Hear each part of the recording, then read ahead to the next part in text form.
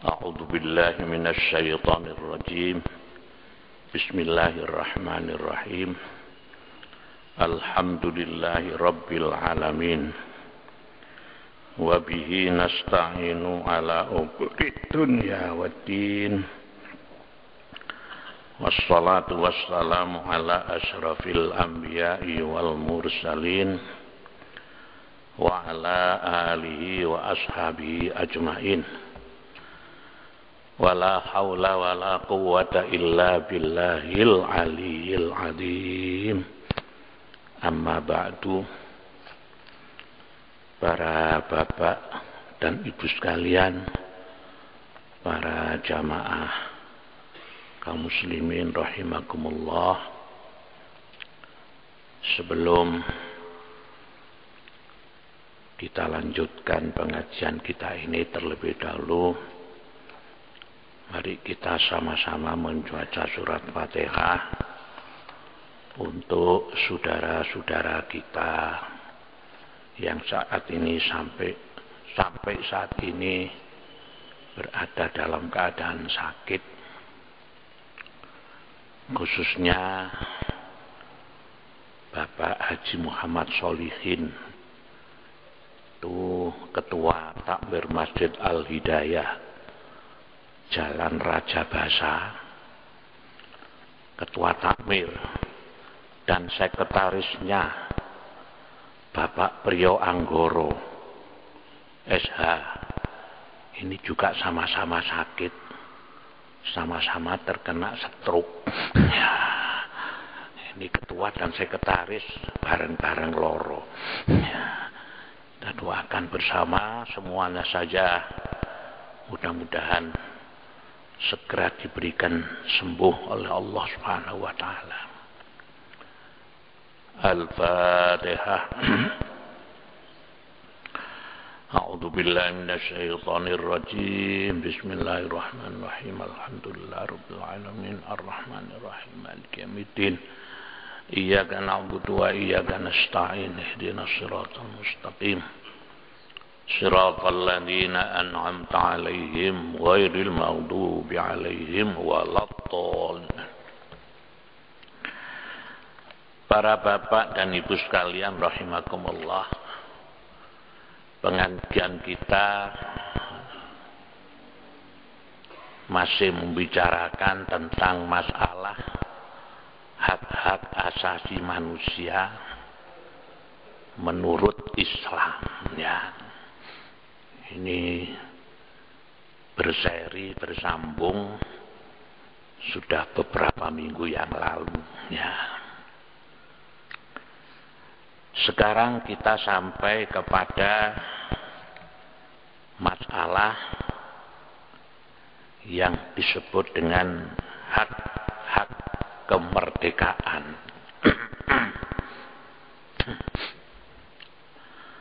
Hak kemerdekaan atau dalam bahasa Arab disebut dengan al-hurriyah, kemerdekaan atau kebebasan.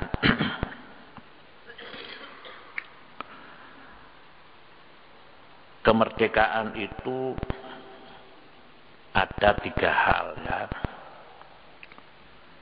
Satu yaitu kemerdekaan beragama. Yang kedua, kemerdekaan berpikir dan mengeluarkan pendapat. Yang ketiga, kemerdekaan berpolitik. Dan yang keempat adalah kemerdekaan berusaha, ya. Jadi ada 4 kemerdekaan, ya, yang kita miliki. Yang pertama adalah kemerdekaan beragama atau disebut dengan hurriyatul aqidah, ya. Apa yang dimaksud dengan kemerdekaan beragama? Artinya bahwa menurut Islam tidak boleh mengadakan paksaan untuk meninggalkan agama yang telah diyakini atau paksaan untuk memeluk suatu agama atau kepercayaan tertentu. Ya. Jadi manusia ini mempunyai kebebasan beragama. Tidak boleh memaksakan orang yang sudah beragama sesuai dengan keyakinannya, dan juga tidak boleh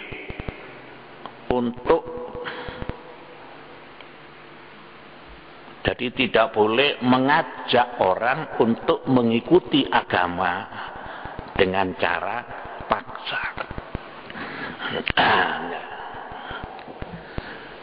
Jadi kenapa? Ya, karena setiap orang itu mempunyai hak, ya, atau kemerdekaan untuk beragama, ya, sesuai dengan keyakinannya. Itulah yang dimaksud firman Allah di dalam surat Al-Baqarah ayat 356. Bismillahirrahmanirrahim. La ikraha fid dini qad tabayyana ar-rusydu minal ghayyi. Tidak ada paksaan dalam beragama. Sudah nyata mana yang benar dari yang salah. Ya. Kita memang diwajibkan untuk berdakwah, ya, ngajak orang lain. Kita diwajibkan untuk bertabligh. Akan tetapi kita tidak boleh di dalam berdakwah itu maksa, ya, memaksa orang untuk meninggalkan agama mereka. Ya. Tidak boleh mengajak orang untuk ikut ke dalam agama kita, itu tidak boleh. Itu nanti yang akan menimbulkan benturan-benturan di dalam masyarakat. Ya. Jadi Allah mengatakan la ikraha fiddin, tidak ada paksaan di dalam agama. Masing-masing orang ini punya kebebasan untuk memilih keyakinannya, agamanya masing-masing.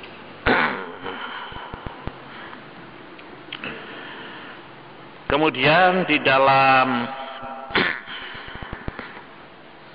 surat Al-Kahfi ayat 29 itu Allah berfirman, wa qulil haqqu mir rabbikum faman syaa'a falyu'min wa man syaa'a falyakfur. Nah, katakanlah yang hak itu adalah dari Tuhanmu.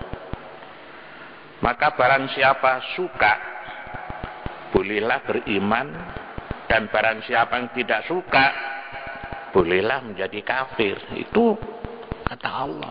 Ya, silahkan, ya, begitu. Ikut mana, ya, katakan mana yang benar itu dari Tuhanmu. Ya, jadi waman syaa'a falyakfur. Kalau kamu memang mau, ya, tidak percaya, silakan. Loh, itu kan namanya adalah hak kebebasan, ya. Jadi di dalam berdakwah kita ini menunjukkan kepada siapa saja tentang Islam, ya, tentang kebenaran Islam. Silakan kita sampaikan semua ajaran Islam, kebenaran Islam. Adapun dengan dakwah kita kemudian orang itu ikut Islam, nah, itu adalah hak dia, yaitu, ya, hak dia. Dan juga berbarengan dengan dia memahami, menerima ajaran Islam itu berbarengan dengan hidayah Allah Subhanahu wa ta'ala. Ya. Ini satu ya, kebebasan beragama atau kemerdekaan beragama itu artinya adalah bahwa tidak boleh adanya pemaksaan di dalam Islam ya. Kemudian yang kedua, ini dasar-dasar dalilnya banyak sekali ini ya. Di dalam surat Yunus itu ayat 100-102 itu juga ada, nanti silakan bisa dilihat sendiri dalam Al-Quran. Kemudian juga di dalam surat Ali Imran ayat 20 ya. Jadi kebebasan beragama itu atau kemerdekaan beragama yang pertama adalah tidak boleh adanya pemaksaan agama ya, keyakinan. Yang kedua, kita tidak boleh menghalang-halangi umat beragama lain untuk mensiarkan agama mereka, untuk menyebarkan agama mereka, untuk mensiarkan agama mereka. Kita tidak boleh merusak mereka. Nah, misalnya Islam melarang, tidak boleh kita ini merobohkan gereja misalnya ya, itu tidak boleh, itu termasuk dalam kemerdekaan beragama. Jadi kita merusak misalnya apa yang mereka pergunakan untuk beribadah, ini tidak boleh. Misalnya kita merusak pura, merusak gereja, tidak boleh ya. Itu adalah memang keyakinan mereka dan cara mereka itu untuk beribadah. Kita tidak boleh mengganggu ya. Ini yang kedua ya. Jadi kalau misalnya ada satu kejadian beberapa waktu yang lalu itu di Temanggung, Jawa Tengah itu ada gereja dirusak ya. Itu masalahnya apa? Karena masalahnya ada sesuatu yang error gitu ya. Sebab kan kita kan sudah punya satu peraturan bagaimana penyebaran agama di Indonesia ini, sudah ada ketentuannya ya. Bagaimana cara untuk mendirikan tempat peribadatan, ini sudah diatur, ini dalam rangka untuk mewujudkan kerukunan umat beragama di Indonesia ini ya. Nah itu nyatanya ada satu agama, tokohnya menyebarkan ajaran agamanya di kalangan orang yang sudah beragama. Itu karena adanya seorang pendeta dari luar kota kemudian menyebarkan agama, membuat brosur dan sebagainya, akhirnya menimbulkan kekacauan gitu. Akhirnya timbul itu. Jadi sebenarnya kekacauan itu karena adanya sebab ya. Jadi menurut teori itu kalau adanya satu sebab akan menimbulkan satu akibat. Nah ini, nah, Islam itu sudah jelas-jelas Islam ini dalam rangka mewujudkan ketenangan ya, untuk mewujudkan kerukunan umat beragama, Islam itu sudah sejak dulu sudah begitu. Ya. Jadi menurut Islam tidak boleh kita ini mengganggu, ya, tidak boleh merusak apa yang sudah diyakini oleh mereka. Ya. Ini kemerdekaan beragama yang kedua. Kemudian yang ketiga, Islam memperbolehkan dan harus melindungi apa saja yang dihalalkan oleh agama mereka, baik dalam hal makanan atau minuman.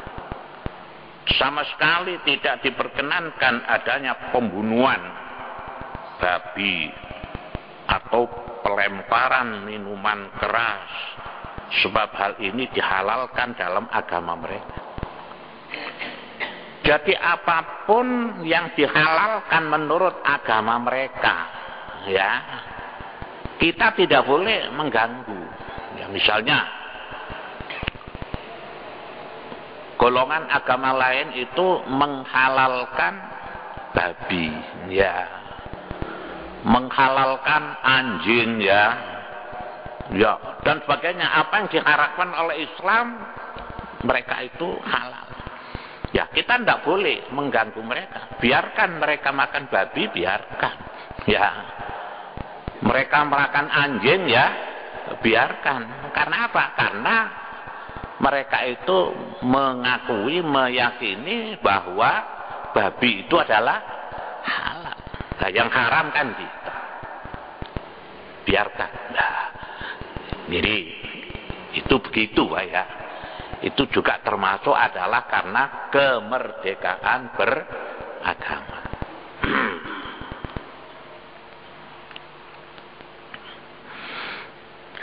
Jadi misalnya sekarang ada orang Islam membunuh babi-babi yang ada, misalnya, ya, babi-babi dibunuh semua.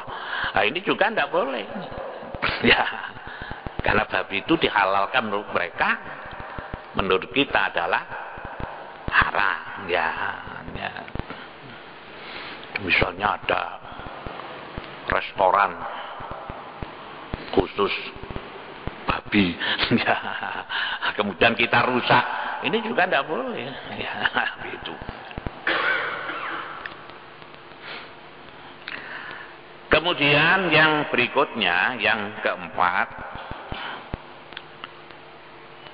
kaum pemeluk selain Islam diberi kemerdekaan dalam persoalan rumah tangga, hubungan antara suami istri, menceraikan, memberi nafkah, bahkan mereka itu dimerdekakan pula dalam melaksanakan hukum-hukum mereka. Kan masing-masing agama ini mempunyai peraturan-peraturan tersendiri, ya. Seperti kita mempunyai undang-undang yang berdasarkan Al-Quran dan hadisnya. Mereka juga mempunyai undang-undang, punya peraturan. Kita melaksanakan undang-undang kita, hukum kita, ini wajib. Lah, mereka juga mewajibkan kepada umat mereka untuk menjalankan hukum-hukum agama mereka, ya. Kita tidak boleh mengganggu gugat, itu tidak. Jadi tidak boleh. Misalnya saja mereka mempunyai undang-undang, peraturan tentang kehidupan rumah tangga, bagaimana mengatur rumah tangga menurut mereka. Ya sudah, biar saja, ya.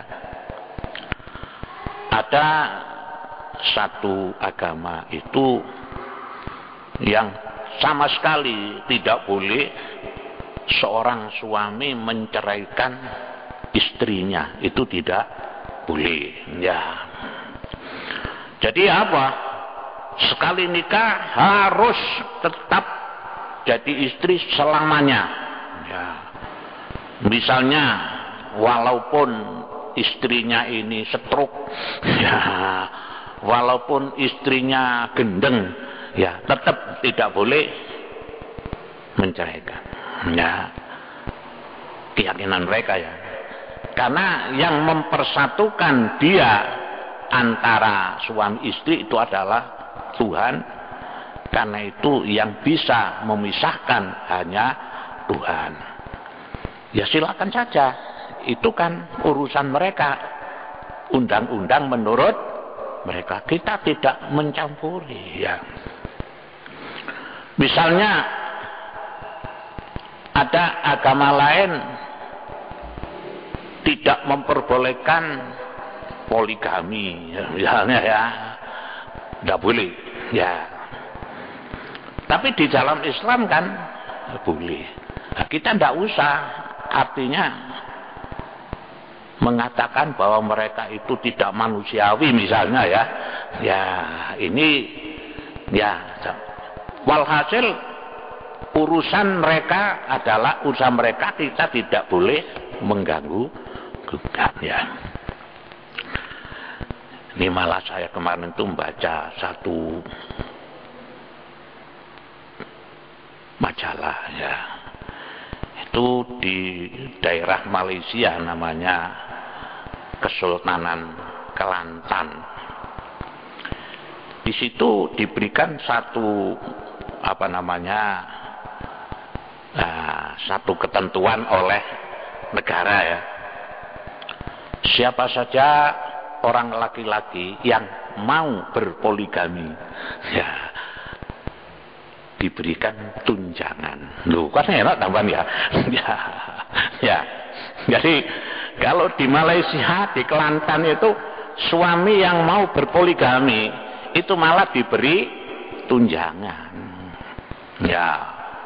Kalau dia ini sebagai seorang pegawai negeri, katakan gajinya umpamanya 3 juta, didobel 2 kali lipat. Karena apa? Karena dia mau berpoligami. Loh, gitu ya. Ya, memang di dunia ini banyak paradoksal ya. Kalau di negara kita Indonesia ini kan dianjurkan kita ini untuk mengikuti keluarga berencana ya. Yaitu dengan semboyan 2 anak cukup ya, gitu ya. Karena perkembangan penduduk di Indonesia ini lajunya cepat sekali. Itu kemarin itu disebutkan oleh Badan Keluarga Berencana Nasional BKKBN itu kalau tidak salah perkembangan penduduk di Indonesia ini setiap tahunnya itu sekitar 6%. Ya. Nah, coba saja bayangkan dulu sekitar tahun 1960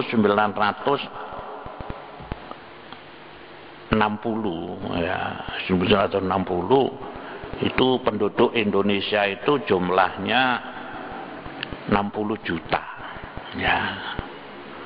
Sekarang tahun 2011 ini penduduk Indonesia ini menurut pemberitaan terakhir kemarin sudah hampir mencapai 140 juta. Loh, ya karena laju perkembangan ini.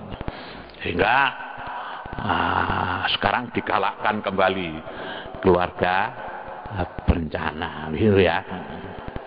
Nah, seperti Singapura juga begitu. Singapura itu malah sekarang penduduknya lamban sekali.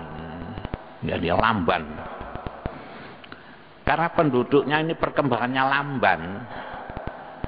Sekarang dianjurkan supaya suami istri itu punya anak lebih dari 2. Nah, kalau punya anak lebih dari 2 di Singapura itu malah diberikan tunjangan. Nah, di sini ini repot menekan supaya tidak lebih dari 2. di sana memotivasi supaya masing-masing rumah tangga itu bisa mempunyai anak lebih dari, silakan, mau 5 boleh, mau 7 boleh, wah gitu ya. Karena di sana itu orang itu enggan untuk punya anak lebih dari 2 ya. Sedangkan penduduknya lamban sekali ya. Sekarang Jawa Timur saja berapa penduduknya Jawa Timur? Jawa Timur ini sudah 36 juta ya. Sedangkan Singapura itu penduduknya kalau tidak salah 3 juta. Jawa Timur 36 juta ya. Malah Brunei Darussalam itu di sana katanya ini rata-rata poligami ya. Karena penduduknya berapa, hanya tidak ada 1 juta penduduknya loh ya. Lain lagi sekarang misalnya Cina itu penduduknya sekarang mencapai 1,2,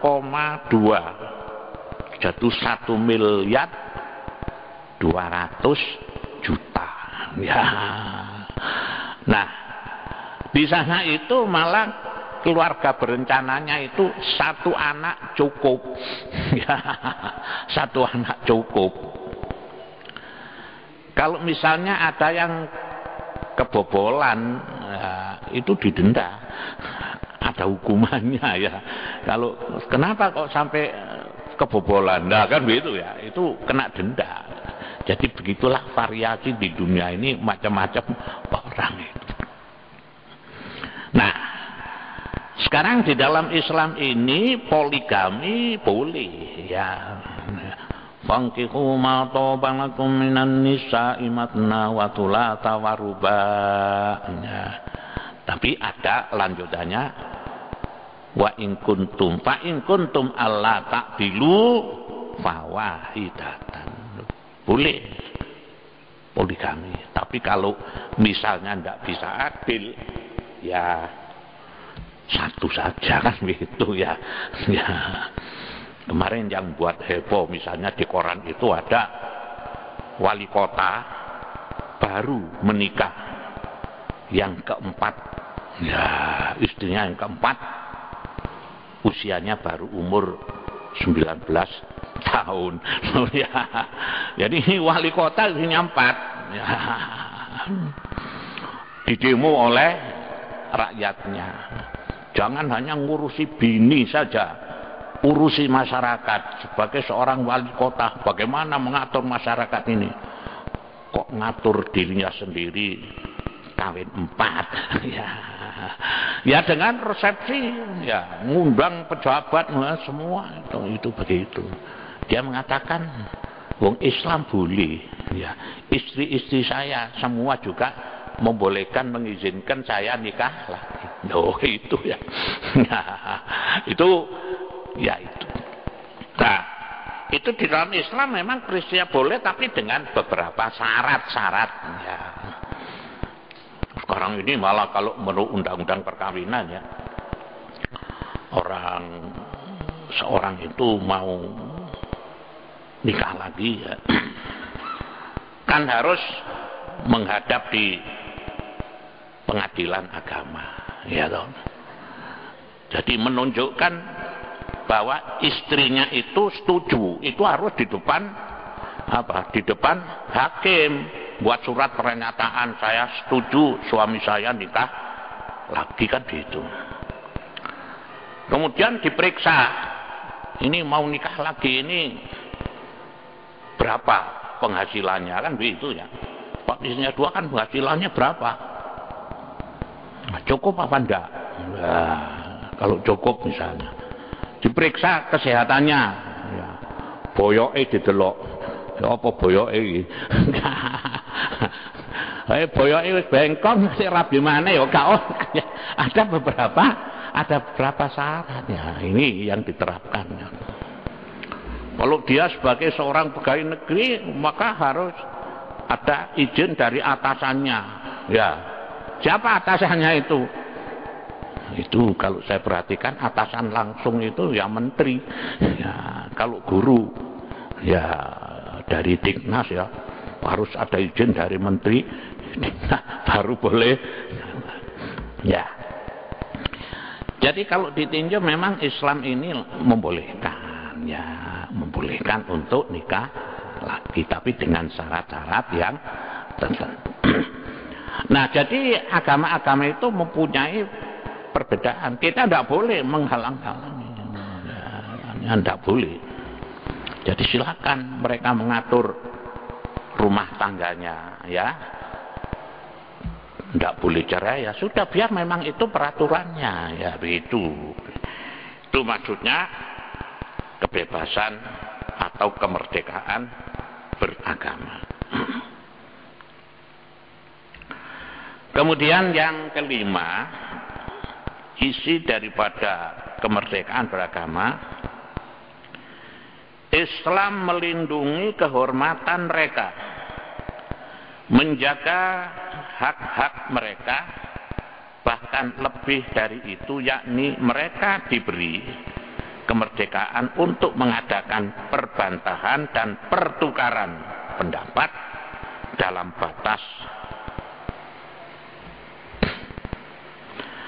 batas akliyah dan itikah perdebatan. Tapi harus pula dijaga kesopanan dan keramah tamahan, menjauhi cara kekerasan dan paksaan.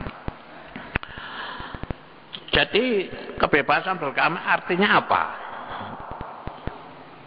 Orang Islam boleh bertukar pikiran dengan pemeluk agama lain tentang masalah agama.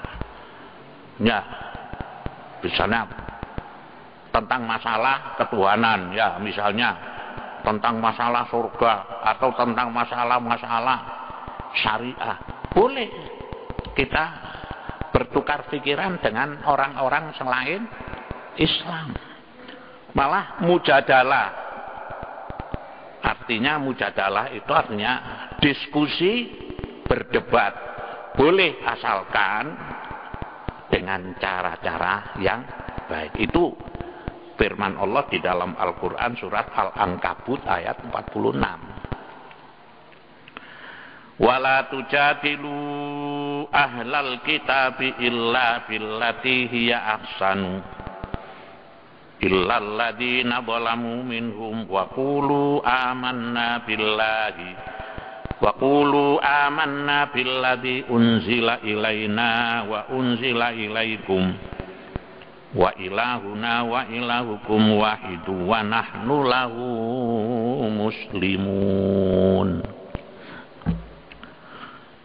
Jangan kamu mengadakan perdebatan dengan kaum ahli kitab, melainkan dengan penjelasan yang lebih baik, kecuali terhadap orang-orang yang menganiaya di antara mereka itu. Katakanlah kita telah mempercayai akan kebenarannya kitab yang diturunkan pada kita dan yang diturunkan padamu semua, yakni kitab Zabur dan Taurat, Injil. Tuhan kita dan Tuhanmu adalah satu, dan kita ini menyerahkan diri kepada. Jadi kita berdiskusi, ya. Kemudian kita bertukar pikiran, boleh, ya. Jadi ini namanya apa? Dialog umat beragama. Nah, kemarin di Batu itu IPHI, Ikatan Persaudaraan Haji Indonesia, itu mengadakan khitanan massal, ya. Itu pesertanya kurang lebih sekitar 160-an.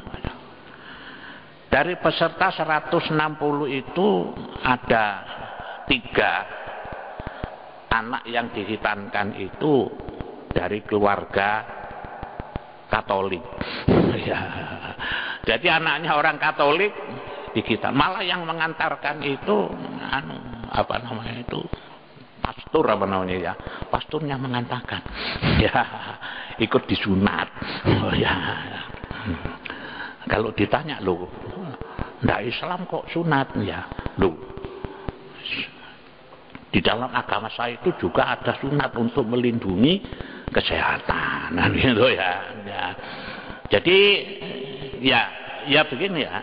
Jadi katakan misalkan sekarang kita tukar pikiran, berdiskusi tentang masalah khitan menurut Islam, bagaimana khitan menurut non-Islam, itu boleh, silakan, tidak apa-apa. Ya, asalkan dengan cara-cara yang rasional, dengan cara-cara yang masuk akal, dengan cara-cara, tidak boleh dengan cara-cara yang emosi, kan begitu ya.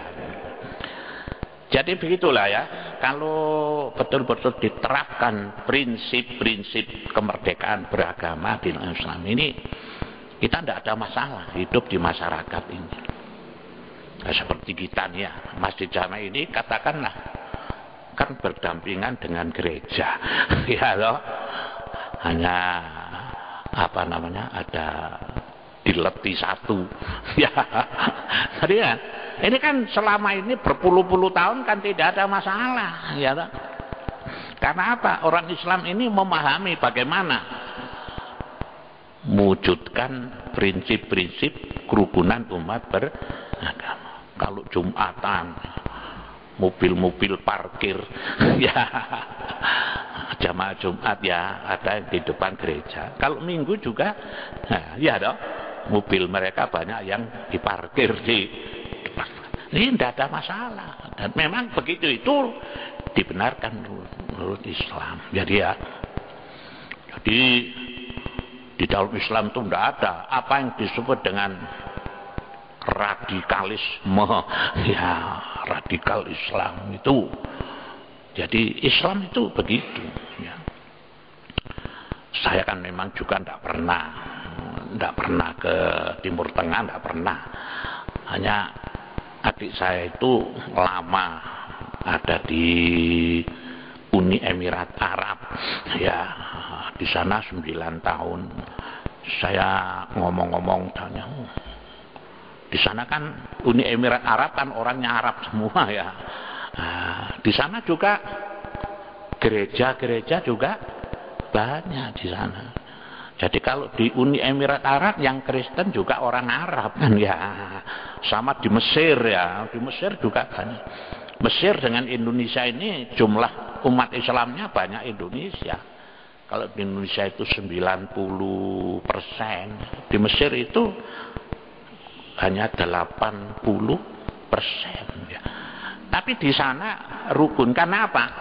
Prinsip-prinsip ya kemerdekaan umat beragama itu diterapkan. Demikian para bapak dan ibu sekalian, mudah-mudahan ada manfaatnya. Kita baru membicarakan tentang masalah kemerdekaan beragama. Berikutnya nanti kita bicarakan kemerdekaan berpikir dan mengeluarkan pendapat, kemerdekaan berpolitik, dan kemerdekaan berusaha ya. Mudah-mudahan ada manfaatnya. Manakala yang saya sampaikan ini benar, itu adalah dari Allah. Manakala yang sampaikan ini salah, tidak cocok, itu dari saya sendiri. Mudah-mudahan dimaafkan oleh Allah Subhanahu wa taala. Allahumma shalli ala sayyidina Muhammad. Alhamdulillah rabbil alamin.